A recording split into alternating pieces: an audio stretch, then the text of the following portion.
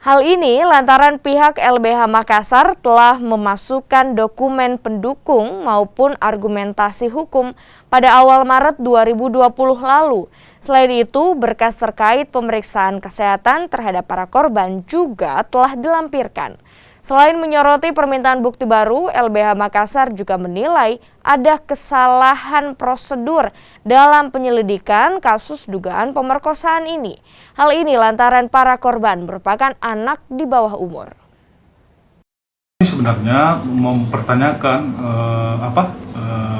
tanggapan polisi itu terkait kasus ini, karena sejak kami mengajukan gelar perkara khusus ke pihak kepolisian itu, kan kami sudah membawakan dokumen terkait dengan adanya pemeriksaan kesehatan terhadap ketiga korban ini yang menunjukkan ada luka kekerasan akibat kekerasan seksual gitu, dan dia melakukan pengobatan rawat jalan.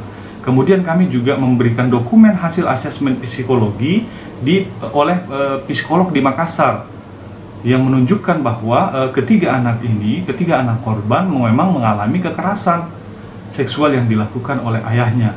Nah, kalau dia dikatakan bahwa menunggu bukti, terus yang kami ajukan 6 Maret 2020 waktu gelar perkara itu apa gitu.